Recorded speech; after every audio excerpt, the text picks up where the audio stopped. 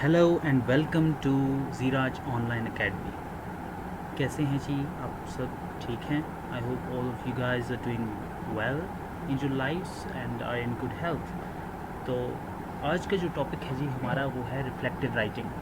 Reflective writing पे जाने से पहले मैं जो है वो आपको बताना चाहूँगा थोड़ा सा कि रिफ्लेक्शन से रिफ्लेक्टिव निकला है और इसका क्या मतलब है। तो रिफ्लेक्शन एक तो होता है जो हम अक्स देखते हैं आईने में, मिरर में, या हम जो है वो पानी में देखते हैं, ठीक है, अपना अक्स अपना रिफ्लेक्शन होता है। तो एक चीज़ तो वो है, उसको समझने के साथ हम ये भी समझ सकते हैं, उसको समझने से हमें ये हेल्प होगी समझने में कि ये वाला रिफ्लेक्शन क्या है। ये रिफ्लेक्शन वो रिफ्लेक्शन है जो हम थिंकिंग करते हैं, किसी चीज़ के बारे में सोचते हैं, किसी चीज़ को डीपली थिंक करते हैं, उस पे जो है वो सोचते हैं कि उससे हमने क्या सीखा, किसी भी वाक़े से, किसी भी जो है वो मुशाहिदे से, ऑब्ज़र्वेशन जिसे कहते हैं, या किसी भी उस पे एक्सपीरियंस से हमने क्या सीखा। तो ये रिफ्लेक्शन वो रिफ्लेक्शन है कि आप किसी चीज़ जो आपके साथ पास्ट में होगी उसको दोबारा जहन में लेके आते हैं, उसको मिरर करते हैं, ऐसे भी हम कह सकते हैं, ठीक है।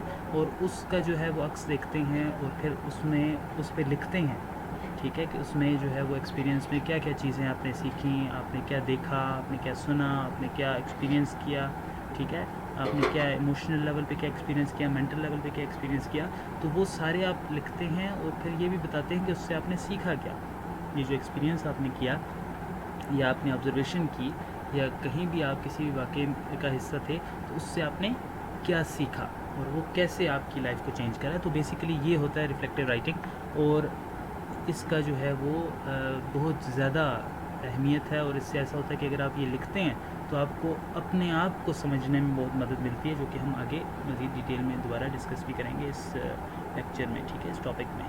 तो आखिर तक जो है इस वीडियो को देखें, और इस वीडियो के बारे में मुझे जो है वो प्लीज़ आपसे रिक्वेस्ट है कि कमेंट सेक्शन में फ़ीडबैक भी दें। आपको कैसा लगा, आपको जो है वो ये टॉपिक कैसा लगा, और इस पे जो मेरा मेथड ऑफ टीचिंग है वो कैसा था, और इसमें क्या जो है वो कमियां थी या क्या खूबियाँ थी, और किन चीज़ों को मुझे जो है वो बेहतर तौर पे लेके आना है अपने अंदर।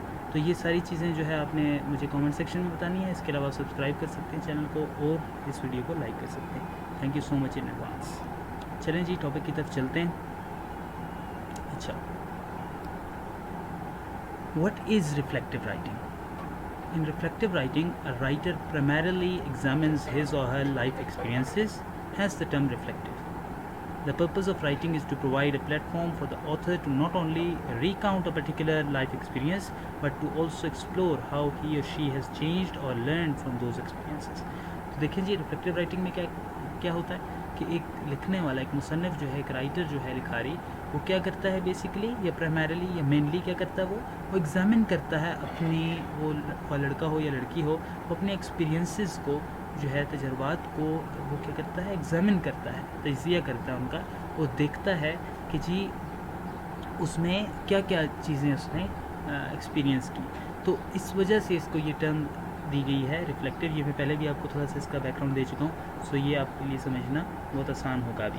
The purpose of writing is to provide a platform for the author to not only recount a particular life experience. Recount का मतलब होता है रिकॉल, दोबारा याद दहानी जिसे हम कहते हैं, याद आना किसी चीज़ का, जिस तरह हम एग्ज़ाम में रिकॉल करते हैं जो कुछ हमने याद किया होता है, ठीक है।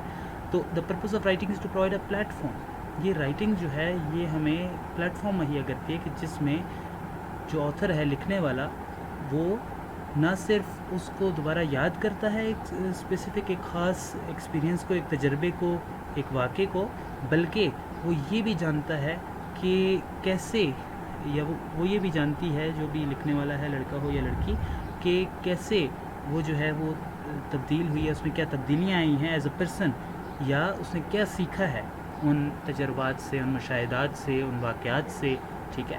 ज़िंदगी के मुख्तलिफ जो तजर्बात होते हैं और मुशाहिदात होते हैं, तो उनसे क्या सीखा है, ये भी रिफ्लेक्टिव राइटिंग का हिस्सा होता है। और रिफ्लेक्टिव राइटिंग में सिर्फ ये नहीं कि बस वो लिख दिया जी वाक़या ये हुआ था, ये हुआ था, बल्कि इसका मतलब ये है कि उसमें फिर आप ये भी लिखते हैं जी मुझे क्या फ़ायदा हुआ इसका, मैं इस वाक़े से गुज़रा, मैं इस तजर्बे से गुज़रा, मैं इस मुशाहिदे से गुज़रा, या मैंने ये मुशाहिदा किया, तो फिर उसके बाद मेरे में क्या changes I as a person, ठीक है, मैंने क्या सीखा। The format of a reflective ऐसे में change depending on the target audience. अब देखिए जी, जो भी आपकी ऑडियंस होती है, कहते हैं रियलाइज़ योर ऑडियंस या नो योर ऑडियंस, आपने सुना भी होगा। तो जो फॉर्मेट होगा रिफ्लेक्टिव ऐसे का या रिफ्लेक्टिव राइटिंग का, वो किस पे मुनहसर है, किस पे डिपेंड करता है, किस पे उसका इन्हसार है? टारगेट ऑडियंस, किसके लिए आप लिख रहे हैं। ठीक है जी। Reflective essays can be academic or may feature more broadly as a part of general piece of writing for a magazine for instance। जी, वैसे जो है ये एकेडमिक होते हैं और हम भी एकेडमिक उसमें कॉन्टेक्स्ट में इसको देख रहे हैं कि अगर आपको लिखना पड़ जाए एक रिफ्लेक्टिव ऐसे तो कैसे लिखेंगे।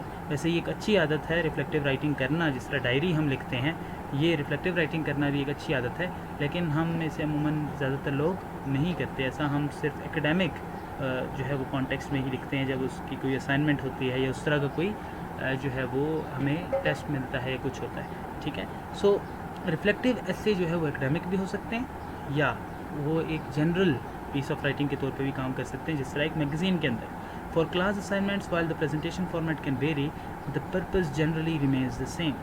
ठीक है, पर्पस वही है जी, पर्पस या मकसद या मतलब उसका वही है रिफ्लेक्टिव राइटिंग का। जहाँ भी आप लिखें, असाइनमेंट लिखें या जो है वो उसमें एकेडमिक में ज़ाहिर असाइनमेंट है या कुछ और आप पर्सनली लिख रहे हैं, ठीक है, जनरल उसमें लिख रहे हैं, तो जनरल कॉन्टेक्स्ट में लिख रहे हैं तो तब भी, या किसी मैगज़ीन के लिए लिख रहे हैं जहाँ जैसे यहाँ पे एग्जांपल है, तो किसी भी फॉर्मेट में वो हो लेकिन उसका मकसद मतलब एक ही रहेगा और उसी को मद्देनज़र रखते हुए आपने उसको लिखना है।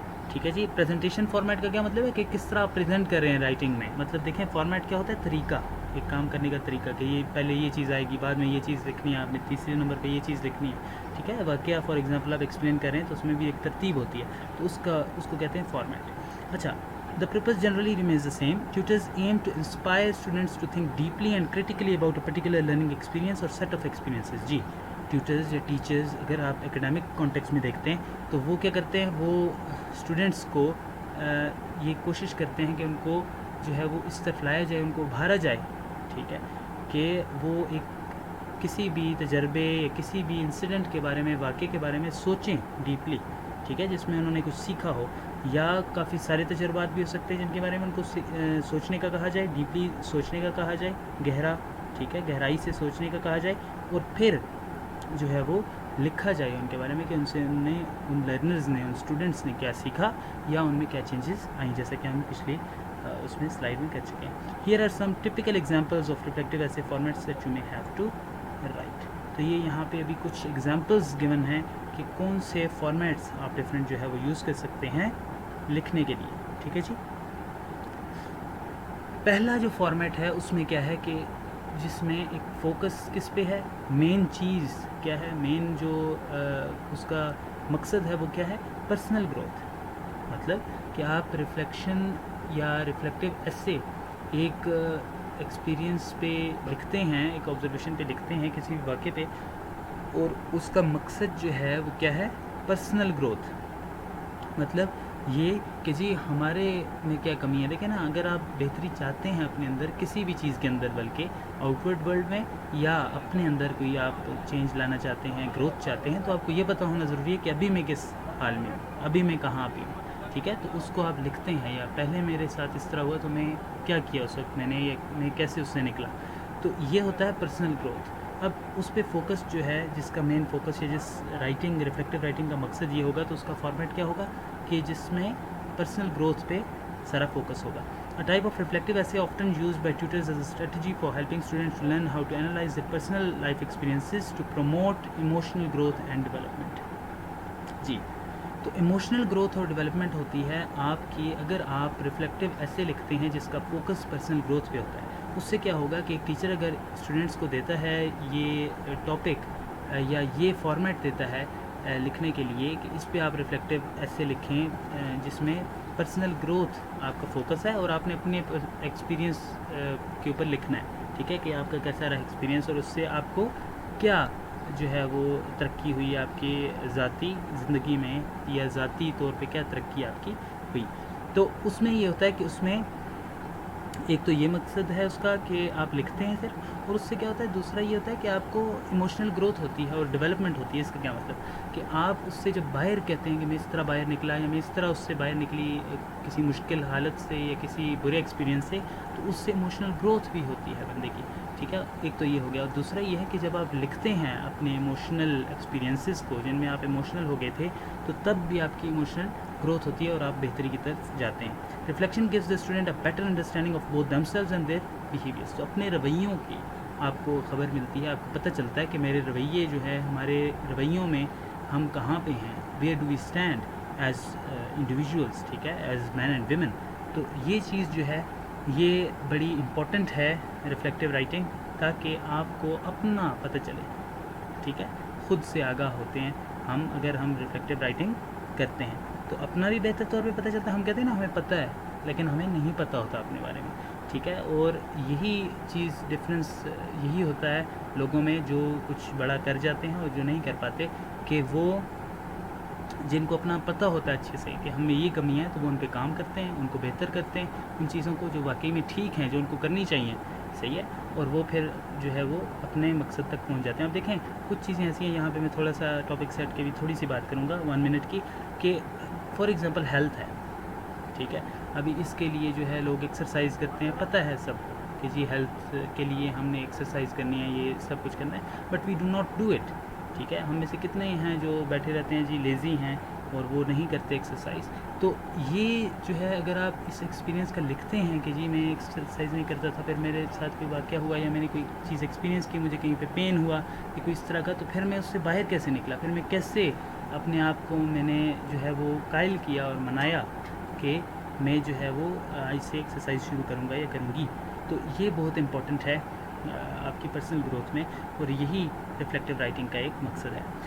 दूसरा क्या है जी रिफ्लेक्टिव राइटिंग का format, a focus on literature, जिसमें फोकस जो है लिटरेचर पर होता है, ठीक है। This kind of writing requires students to provide a summary of the literature after which it is applied to the students own life experiences. इसमें क्या होता है जी, इस फॉर्मेट में क्या होता है, या इस तरीके में क्या होता है रिफ्लेक्टिव राइटिंग के लिखने के तरीके में, कि स्टूडेंट्स को जो है क्या कहा जाता है कि आपने एक टेक्स्ट उनको दे दिया जाता है, कोई भी लिटरेचर, कुछ भी हो सकता है, वो शॉर्ट स्टोरी हो सकती है, कोई ऐसे हो सकता है, कोई नावल हो सकता है, छोटा सा नोवेला जिसे कहते हैं, और उनको कहा जाता है जी कि इसकी आपने समरी लिखनी। तो समरी क्या होती है बेसिकली, कि वो पूरा पढ़ते हैं पहले और उसको फिर खुलासा करते हैं, उसका समरी करते हैं कि जी इसमें ये मेन पॉइंट्स हैं। उससे क्या होता है, उनको किसी के एक्सपीरियंसेस पता चलते हैं। ज़ाहिर है नॉवेल्स में कैरेक्टर्स होते हैं, शॉर्ट स्टोरी में भी कैरेक्टर्स होते हैं, इस तरह का कोई टेक्स्ट हो सकता है कि जिसमें कैरेक्टर्स हों, तो वो जो उनके एक्सपीरियंसेस के बारे में जब लिखते हैं, तो स्टूडेंट्स को ये पता चलता है कि हमने अपने एक्सपीरियंसेस को किस तरह लिखना है, ठीक है। और उसके बाद उनको कहा जाता है कि यही तरीका आपने अपनाना है अपने एक्सपीरियंसेस लिखने के लिए जो आपकी लाइफ में हुए, तो उससे उनको हेल्प मिलती है और वो फिर आसानी से अपने एक्सपीरियंसेस को जो है वो कलमबंद कर सकते हैं, ठीक है, लिख सकते हैं।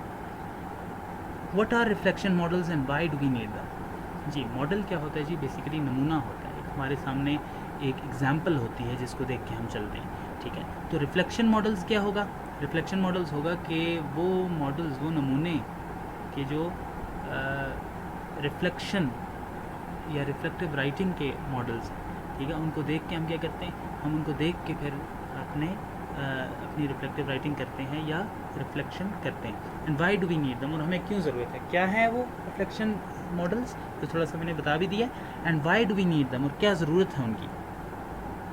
Even if your assignment does not give a specific reflection model to follow, you may still want to use one. जी देखिए, हमें अक्सर ये हमें मसला होता है कि जी हमें असाइनमेंट तो मिल जाती है कि जी आपने कल लेटर लिख के लाना है, आपने फलां ऐसे लिख के लाना है, but we do not know how to do it, ठीक है। हमें ये नहीं पता होता कैसे स्टार्ट करना है, कैसे शुरू करना है। तो ये जो एग्जाम्पल्स होते हैं, सैम्पल्स होते हैं, ये जो डिफरेंट जो है वो मॉडल्स होते हैं, इनसे हमें हेल्प मिलती है ये देखने में कि हमने कैसे एक चीज़ को करना है, ठीक है। तो हो सकता है कि आपके असाइनमेंट में जो है वो एक स्पेसिफिक रिफ्लेक्शन मॉडल ना हो, एक नमूना ना दिया जाए, एक फॉर्मेट ना दिया जाए, लेकिन आप फिर भी चाहेंगे कि आप एक जो है वो मॉडल को इस्तेमाल करें ताकि आपकी राइटिंग या कोई भी इस तरह का जो है वो राइटिंग प्रैक्टिस बेहतर हो। A reflection model is a sequence of steps to follow और a sequence of questions to answer when writing down your account of an experience.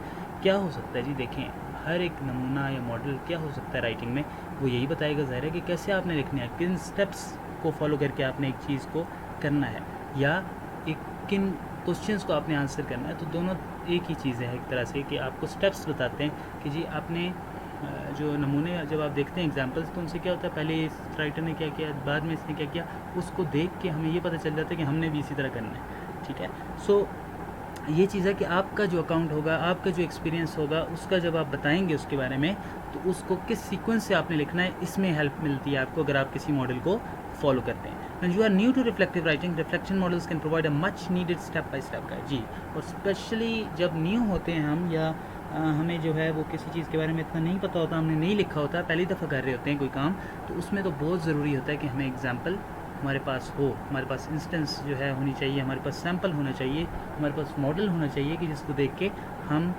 उसको फॉलो करें, एक फॉर्मेट होना चाहिए जिसको हम फॉलो करें, ताकि हम आसानी से स्टेप बाय स्टेप गाइड को फॉलो करते हुए अपना काम जो भी है वो कर पाएँ, और in this case reflective writing कर पाएँ। One of the most popular and handy models is Gibbs reflection cycle. अच्छा, हैंडी का क्या मतलब है जी? हैंडी का मतलब होता है यूज़फुल। जैसे हम कहते हैं ना, it might come in handy, तो फॉर एग्जांपल किसी चीज़ की आपको ज़रूरत है, पड़ सकती है, तो उसके लिए हम ये यूज़ करते हैं, it might come in handy. लेकिन जहाँ हैंडी का क्या मतलब होता है, वैसे भी यूज़फुल। ठीक है जी, तो एक जो सबसे ज़्यादा फेमस या पॉपुलर और यूज़फुल मॉडल है वो क्या है जी? Gibbs reflection cycle. अब इसको देखते हैं कि इसमें क्या क्या चीज़ें हैं और ये कौन सा मॉडल है, इसमें क्या क्या चीज़ें हैं जिनको हम फॉलो करके रिफ्लेक्टिव राइटिंग कर सकते हैं। Gibbs reflection cycle example, learning experience reported using Gibbs cycle can look like this. जी, और देखिए ये गिब्स रिफ्लेक्शन साइकिल है और उसको अप्लाई किया गया है यहाँ पे डिस्क्रिप्शन। पहले आप जो है वो सबसे क्या लिखते हैं, व्हाट हैपेंड, ठीक है ना, ये एक्सपीरियंस आप पहले लिखते हैं जी, हुआ क्या, क्योंकि रीडर को तो नहीं पता क्या हुआ, तो आप पहले लिखते हैं कि व्हाट हैपेंड, हुआ क्या। I fail to get the interview I absolutely needed for my dissertation. अब एक जो है वो आप इमेजिन कर लें कि एक बंदा है और वो अपना जो है वो बता रहा है, अपना एक्सपीरियंस बता रहा है, उसको डिस्क्राइब कर रहा है कि क्या हुआ मेरे साथ। ठीक है, उसमें फिर बाद में आएंगे कि उसको कैसे उसने लिखा और फिर क्या कहा उसके बारे में, लेकिन पहले वो क्या कह रहा है, वो बताएगा पहले कि मेरे साथ हुआ क्या।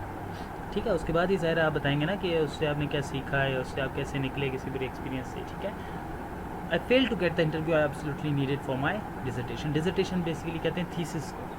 ठीक है, ये जो रिसर्च के लिए रिसर्च पेपर या थीसिस नहीं होता, जो रिक्वायरमेंट होती है उसकी, वो लिखते हैं हम, तो रिसर्च हमारी मुकम्मल होती है, वो होता है। और डिसर्टेशन बेसिकली आमतौर पे डिसर्टेशन और थीसिस में ये फ़र्क किया जाता है कि डिसर्टेशन एक तो लंबी होती है, यहाँ पे देखें ना, साथ जो चीज़ें बता रहा हूँ ये भी बड़े काम आएंगी आपको अगर आप एक स्टूडेंट हैं। ठीक है, तो डिसर्टेशन और थीसिस में बेसिकली ये डिफरेंस किया जाता है कि डिसर्टेशन लेंथी होता है ज़्यादा, और जो है थीसिस इसके मुकाबले में क्या होता है, इसके जो है वो उसकी लेंथ जो है डिसर्टेशन की ज़्यादा होती है और थीसिस उसकी निस्बत कम लेंथ पे जो है वो मुश्तमिल होता है। अच्छा, एक तो ये हो गया। दूसरा ये होता है कि डिसर्टेशन को आमतौर पे यूज़ किया जाता है पीएचडी के थीसिस के लिए, इस वर्ड को यूज़ किया जाता है। ठीक है, और जो थीसिस है वो बीएस और एमएस के लिए यूज़ किया जाता है, और स्पेशली बीएस के लिए यूज़ किया जाता है word thesis.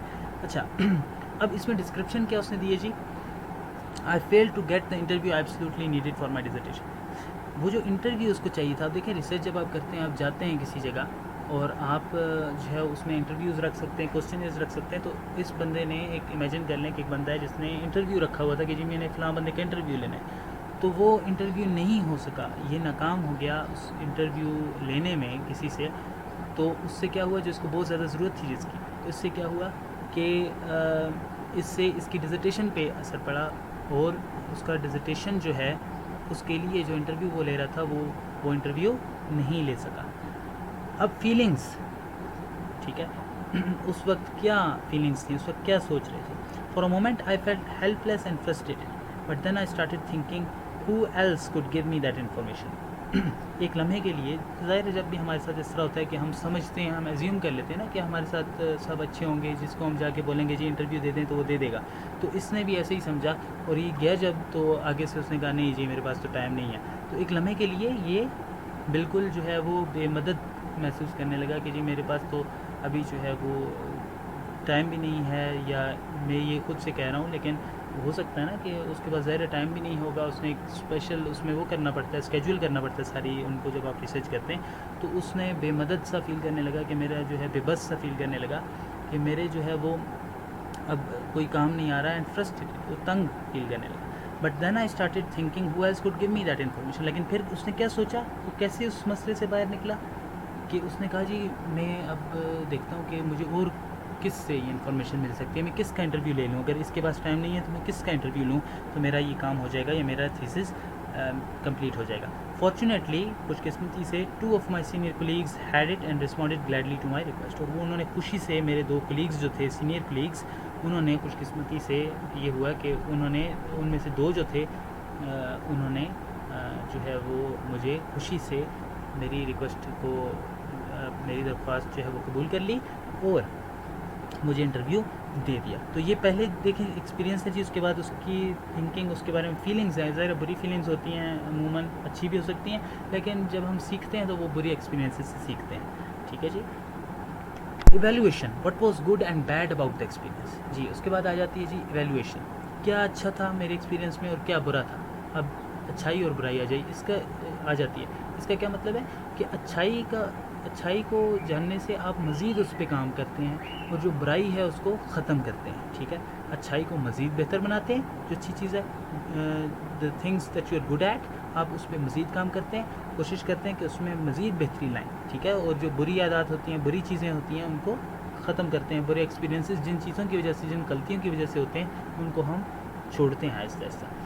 The good thing was that I managed to get information despite the obstacle that seemed overwhelming at the first moment। जी, जो शुरू में मुझे बहुत ज़्यादा जो है वो मुश्किल लग रहा था, ओवरवेलमिंग लग रहा था, वो जो रुकावट थी उसके बावजूद मैंने ये मैनेज कर लिया, मैंने जो है वो इंफॉर्मेशन ले ली, मैंने इंटरव्यू ले लिया। ये तो अच्छी बात है कि देखें मेरा काम हो गया। However, this incident highlighted the gaps in my preparation। इस इंसिडेंट, इस वाक़े ने ये बता दिया कि जी कहाँ कहाँ पे गलतियाँ थी, कहाँ कहाँ पे मैंने जो है वो नहीं सोचा। गैप्स इन माई प्रेपरेशन का क्या मतलब है, कहाँ कहाँ पे मेरी कमियाँ थी तैयारी में। I had no plan B in case if my department manager refuse to be interviewed. जी, अगर डिपार्टमेंट मैनेजर, ये वही बंदा है जिसने इनकार किया, तो डिपार्टमेंट मैनेजर अगर इनकार कर देगा, इसने सोचा जी वो बहुत अच्छा आदमी है, वो तो फ़ौरन कहेगा आ जाओ, कोई मसला नहीं, मैं इंटरव्यू देने का, हमें तो शौक़ होता है ना, हम समझते हैं बाकी लोग भी इसी तरह हैं। तो डिपार्टमेंट मैनेजर ने जो है वो इनकार कर दिया। अब इसके पास कोई प्लान बी नहीं था। प्लान बी का क्या मतलब है, अगर प्लान ए काम ना करे तो प्लान बी होता है हमारे पास, दूसरा प्लान होता है जी कि ये ना हुआ तो इस तरह हम कर लेंगे, ये ना हुआ तो इस तरह कर लेंगे। ठीक है, प्लान बी, प्लान सी। तो इसके पास जो है बुरा क्या था इसके एक्सपीरियंस में कि he did not have any plan B. ठीक है, कि अगर मेरा डिपार्टमेंट मैनेजर इनकार कर देगा इंटरव्यू देने से तो फिर मैं क्या करूँगा। तो ये बैड था अबाउट हिज एक्सपीरियंस। और गुड चीज़ क्या थी कि उसने फिर भी मैनेज कर लिया। अब एनालिसिस पे आते हैं जी, नंबर 4 है analysis. What sense can you make of the situation. जी, I should have made a list. अब देखें, what sense can you make of this the situation का क्या मतलब है कि आप क्या कर सकते थे। ये तो चलें जो अच्छा और बुरा था आपके एक्सपीरियंस के बारे में, लेकिन आप कर क्या सकते थे, आपको क्या करना चाहिए था। ठीक है, तो इस तरह हम सीखते हैं। देखें, लाइफ एक्सपीरियंसेस से हम सीखते हैं। तो अगर आप रिफ्लेक्टिव राइटिंग में उसको करेंगे, लिखेंगे अपने पर्सनल एक्सपीरियंसेस को, तो बड़ा क्लियरली आपको नज़र आता है सामने बना हुआ कि जी ये चीज़ें मेरी गलतियां हैं, यहाँ पे मैं गलत था, यहाँ पे मैं ठीक था, इस पे मैंने काम करना है, इन चीज़ों को मैंने छोड़ना है, इस तरह मैंने नेक्स्ट टाइम नहीं करना, ये मेरी जो है वो गलतियाँ थी। तो ये सारा जो है इस तरह इम्प्रूवमेंट होती है, पर्सनल ग्रोथ भी होती है, इमोशनल ग्रोथ भी होती है, और बंदा जो है वो बड़ा इमोशनली, मेंटली स्ट्रॉन्ग हो जाता है। तो I should have made a list of several interviewees होते हैं इंटरव्यू देने वाले, जिनसे आप इंटरव्यू लेते हैं जाके। ठीक है, ये भी डिपार्टमेंट मैनेजर यहाँ पे क्या है, इंटरव्यूई है। ठीक है, और ये जो है ये बंदा जिसके साथ बैड एक्सपीरियंस हुआ है, इसको इंटरव्यू नहीं दे रहा था, वो अगला जो डिपार्टमेंट मैनेजर है वो नहीं दे रहा था इसको इंटरव्यू। तो वो क्या है, ये जो बंदा जिसको इंटरव्यू नहीं दे रहा था वो है इंटरव्यूअर, इंटरव्यू लेने वाला, और इंटरव्यूई इंटरव्यू देने वाला। तो I should have made a list of several interviewees representing each functional area. जी, हर फंक्शनल एरिया जिसके बारे में मैं इंटरव्यू करना चाह रहा था, तो मुझे जो है उनकी लिस्ट बनानी चाहिए थी। ऐसा नहीं है कि बस एक एक बंदा मैंने रखा हुआ है जी, मैं इसके पास जाऊंगा वो भी मान जाएगा, इसके पास जाऊंगा बस ठीक है जी इंटरव्यू लिए और आ गया। नहीं, मुझे लिस्ट बनानी थी कि एक से ज़्यादा बंदे या इंडिविजुअल्स मैंने हर एक लिस्ट में रखे होते ताकि मैं उनके पास जाता और उनसे इंटरव्यू करता। If one of them refuse to participate I could talk to the next one on my list. जी, अगर एक इनकार भी करता तो मैं दूसरे के पास चला जाता और उससे इंटरव्यू ले लेता। That would have increase my chances of collecting comprehensive data about the department performance. और इससे ये भी होता कि चूँकि मैं एक से ज़्यादा अगर लोगों के पास चला जाता तो मुझे कॉम्प्रिहेंसिव डेटा मिल जाता। ठीक है, कॉम्प्रिहेंसिव का क्या मतलब है? तफसीली, इन डिटेल मुझे डेटा मिल जाता है डिपार्टमेंट परफॉर्मेंस के बारे में। तो ये डिपार्टमेंट परफॉर्मेंस के बारे में बेसिकली इंटरव्यू कर रहा था ये शख्स, और इसने क्या सीखा है जी कि अगर मैंने एक लिस्ट बनाई होती इंटरव्यूज़ की कि जी इससे इन लोगों से मैंने इंटरव्यू लेना है, अगर इसने रिफ्यूज़ कर दिया, इसने इनकार कर दिया तो मैं फ़लाँ के पास चला जाऊँगा, उसने कर दिया तो मैं फ़लाँ के पास चला जाऊँगा, तो उससे क्या होता है कि उससे इसके पास तफसीली या इन डिटेल डाटा जो है वो आ जाता डिपार्टमेंट परफॉर्मेंस के बारे में। तो देखें कि ये कितना अच्छा एक जो है वो इंसिडेंट है और कितनी अच्छी मिसाल है कि आप इससे सीख सकते हैं कि आपने किस तरह एक जो है वो लाइफ एक्सपीरियंस अपना जो है उसको लिखना है और उसमें से सीखना है। तो कभी कभी हमें वैसे लगता है जी बस ये एक्सपीरियंस हो गया और हम निकल जाते हैं, लेकिन अगर हम उसको सोचें, उसको कंटेम्पलेट करें, उसको रिफ्लेक्शन जो है वो अपने रिफ्लेक्शन का हिस्सा बनाएं, ठीक है, और रिफ्लेक्ट करें उस पर, थोड़ी देर सोचें उस पर डीपली, तो फिर क्या होता है कि हम उसको जो है वो साथ लिखें भी अगर, तो उससे क्या होता है कि उससे हम बहुत कुछ सीखते हैं और हम आगे बढ़ते हैं। ठीक है जी। फिर conclusion, what else could you have done. जी, इसके साथ साथ आप क्या कर सकते थे? देखें ना, एक तो ये मसला जो मुझे पेश आया उसका मैं हल कर सकता था।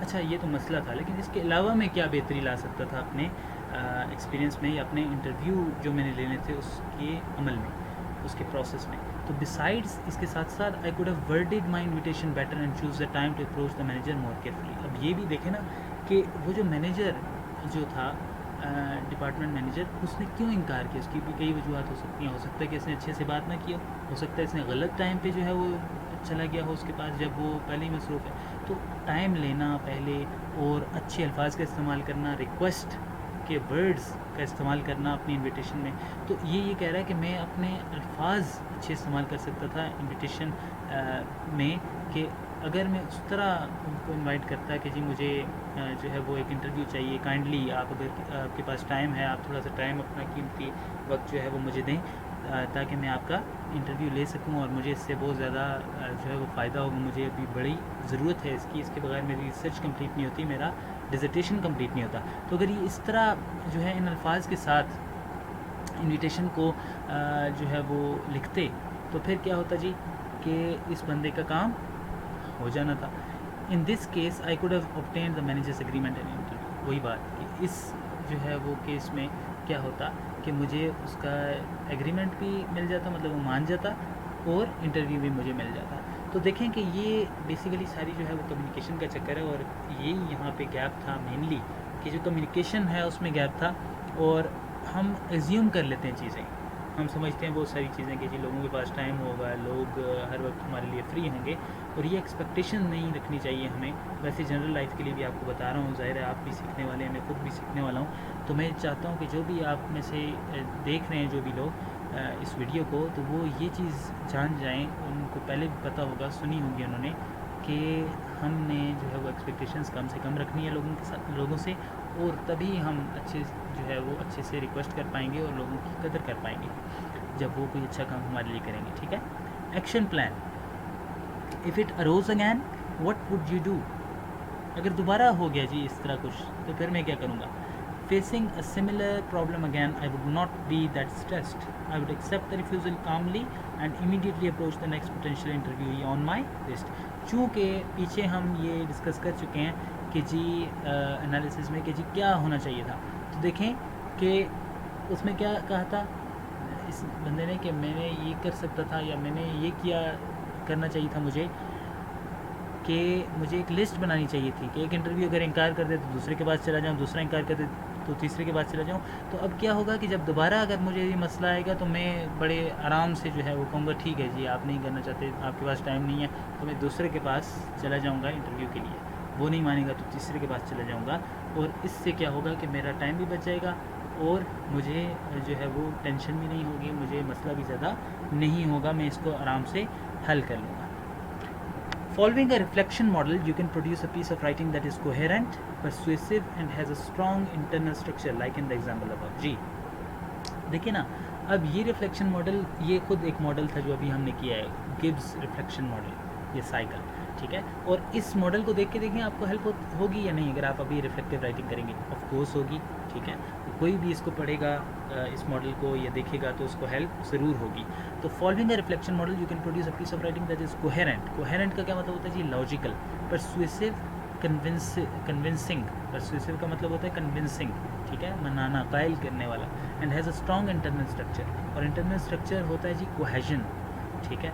और कोहेजन क्या होता है? लिंकिंग, जो बीच में लिंक्स होते हैं, जो हम अपने टेक्स्ट के अंदर लिंक्स रखते हैं, उनको कहते हैं कोहेजन। वो जो है ना, एक बात से दूसरी बात नहीं करनी चाहिए, जो नहीं आता कि बिल्कुल इधर उधर की बात नहीं करनी, टू द पॉइंट रहना है, लॉजिकल रहना है, और आपने कोशिश करनी है कि एक बात से दूसरी बात खुद रीडर के जहन में आ रही हो या वो एक्सपेक्ट कर रहा हो, तो इसको कहते हैं अच्छी writing. Like in the example अब जैसा कि आपने इसमें देखा, तो देखें बिल्कुल क्लियरली हम जा रहे थे आगे, बिल्कुल आराम से हम जो है ना लॉजिकली और सीक्वेंस में हम जा रहे थे, तरतीब के साथ कि अच्छा ये हुआ, फिर उसने ये सीखा इससे, ठीक है, हुआ क्या, फिर उसने सीखा क्या, अच्छा और बुरा क्या था उसमें, क्या करना चाहिए था उसको, इसके अलावा क्या कर सकता था वो, ठीक है, जो हमने कंक्लूजन में किया। तो ये नेक्स्ट टाइम क्या हो सकता है अगर इस तरह हुआ तो क्या करना है। तो ये सारे जो पॉइंट्स थे, ये देखें कितने स्ट्रक्चर के साथ, कितनी तरतीब के साथ वहाँ पे गिवन थे। To put it short, a reflection model maximises your chances of achieving a high mark. जी, और अगर आपके पास रिफ्लेक्शन मॉडल है तो आपके जो अगर असाइनमेंट है तो उसमें अच्छे नंबर लेना या अच्छा मार्क अचीव करना आपके लिए आसान हो जाता है, और आपके इम्कानात ज़्यादा हो जाते हैं अच्छा मार्क या अच्छे जो है वो मार्क्स लेने के। However, Gibbs reflection cycle is not the only model suitable for writing a reflective report. Reflective report लिखने के लिए या रिफ्लेक्टिव राइटिंग करने के लिए गिब्स रिफ्लेक्शन साइकिल सिर्फ यही जो है वो मॉडल नहीं है, बल्कि इसके अलावा और भी मॉडल्स आपको मिल सकते हैं अगर आप देखें, अगर आप ढूंढें। लेकिन ये एक अच्छा मॉडल है रिफ्लेक्शन मॉडल, जिसको आप फॉलो करके अपना रिफ्लेक्टिव राइटिंग जो है उसकी प्रैक्टिस कर सकते हैं या उसका एक जो है वो टेक्स्ट लिख सकते हैं। थैंक यू सो मच, और I hope that you understand this topic well. और रिफ्लेक्टिव राइटिंग जब भी आप कोई टॉपिक मिले असाइनमेंट के तौर पे, तो आप बहुत अच्छे से इसको कर पाएंगे आई बिलीव, और मुझे जो है वो मैं उम्मीद करता हूँ कि आपको अच्छे से समझ आई होगी। अब आपने फीडबैक देनी है जी मुझे कमेंट सेक्शन में, आपको जो चीज़ें इसमें अच्छी लगी मेरे मेथड में, जो है वो जो कमियाँ थी जिन पे मुझे काम करना चाहिए, इंग्लिश में ज़्यादा बोलना चाहिए, या आप चाहते हैं कि बिल्कुल जो है वो तेज़ बोलता हूँ मैं, आहिस्ता बोलना चाहिए, ये सारी चीज़ें आप कमेंट सेक्शन में बताइए ताकि मैं मज़ीद इम्प्रूवमेंट करूँ और मैं भी इस एक्सपीरियंस से सीखूँ, ठीक है। मैं भी इस वक्त रिफ़्लेक्ट ही कर रहा हूँ इन चीज़ों पे कि मैं जो है वो किस तरह बेहतर टीचर बन सकता हूँ, क्योंकि teacher is also a learner I believe, ठीक है। और मेरे ख्याल में जो है वो टीचर तब तक टीचर रहता है सही जब तक वो ये सोचता है कि मुझे नहीं पता, I am still a learner. जिस दिन एक टीचर ये सोचता है, कोई भी शख्स ये सोचता है कि वो सीख चुका है, तो वो असल में जो है वो क्या कर रहा होता है, बेवकूफ़ी कर रहा होता है, ठीक है, और वो फिर नहीं सीखा होता। तो आपने जो है वो, अब मैं आपका ज़्यादा टाइम नहीं लेता, आपने कमेंट सेक्शन में मुझे इस पर फीडबैक देनी है। थैंक यू सो मच, और नेक्स्ट वीडियो में इंशाल्लाह मिलते हैं। थैंक यू, खुदा हाफिज़।